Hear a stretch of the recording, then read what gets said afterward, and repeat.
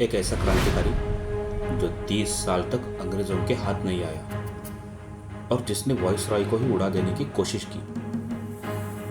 23 दिसंबर 1912 दिल्ली का Chandni Chowk. British viceroy Lord Hardinge हाथी पर सवार होकर अपनी ताकत का प्रदर्शन कर रहे थे।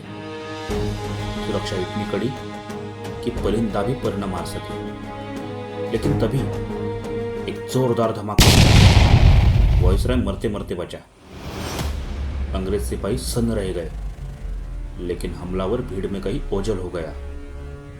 कौन था वो शख्स जिसने ब्रिटिश साम्राज्य की नाक के नीचे मौत का खेल खेला, जिसे पकड़ने के लिए पूरी ब्रिटिश पुलिस ने टेढ़ी चोटी का जोर लगा दिया, लेकिन वो हाथ आया तो सिर्फ हवा बनकर। आज के सफर में हम बात करेंगे भारत के उस ग्रेटेस्ट मास्टर ऑफ डिस्गाइज की, जिसने भेष बदलकर अंग्रेजों को उनके ही घर में मात दे दी।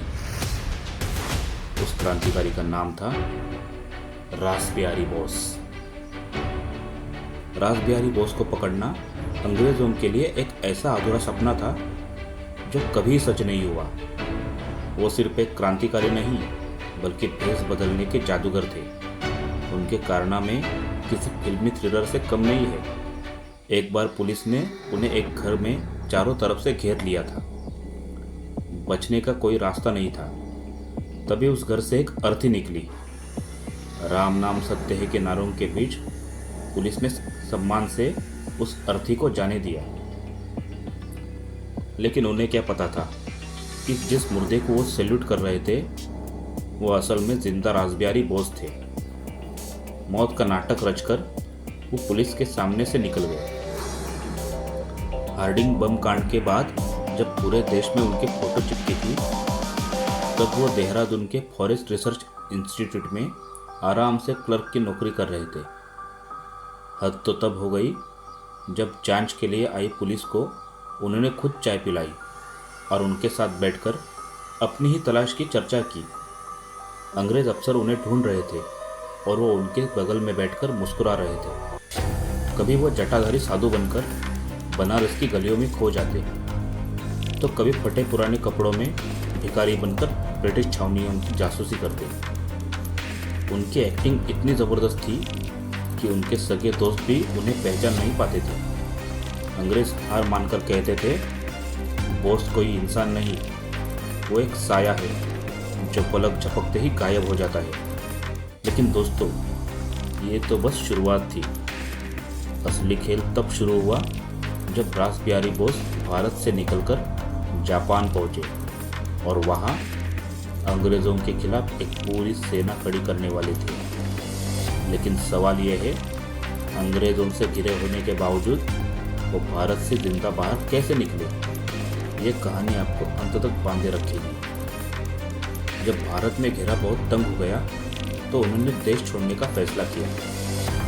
पी.एन. टैगोर के नकली नाम से वो जापान पहुंचे, लेकिन वहां भी ब्रिटिश जासूस उनका पीछा कर रहे थे। तब उनकी मदद की जापान के कुछ रसूखदार लोगों ने। वो कई महीनों तक एक बेकरी में छिपे रहे, जिसे आज नाकामुराया बेकरी के नाम से जाना जाता है। वहाँ उन्होंने जापानी भाषा सीखी, वहाँ की नागरिकता ली और जापानियों को भारत की आज़ादी के लिए राजी किया। उन्होंने न केवल वहाँ की संस्कृति अपनाई, बल्कि मशहूर इंडियन करी को भी जापान में लोकप्रिय बनाया, जो आज भी वहाँ बड़े चाव से खाई जाती है। दूसरे विश्व युद्ध के दौरान उन्होंने आज़ाद हिंद फौज की बुनियाद रखी, लेकिन वो जानते थे इस फौज को एक युवा और जोशीले नेतृत्व की जरूरत है। उन्होंने जर्मनी से सुभाष चंद्र बोस को बुलाया।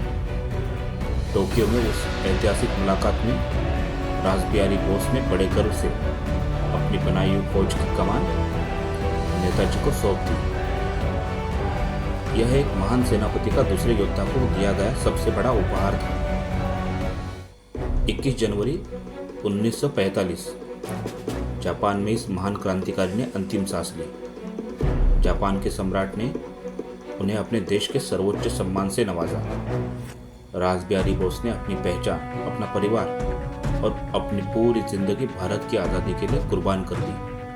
आज वो हमारे बीच नहीं है, लेकिन उनके किस्से हमें आज भी प्रेरित करते हैं। अगर आपको इस मास्टर ऑफ डिस्गाइज की कहानी रोमांचक लगी हो तो कमेंट में जय हिंद जरूर लिखिए। इस वीडियो को उन दोस्तों के साथ शेयर करें जिन्हें इतिहास के रोमांच में दिलचस्पी है। और हाँ, सफ़र इतिहास की को सब्सक्राइब करना न भूलें, क्योंकि इतिहास सिर्फ किताबों में नहीं होता।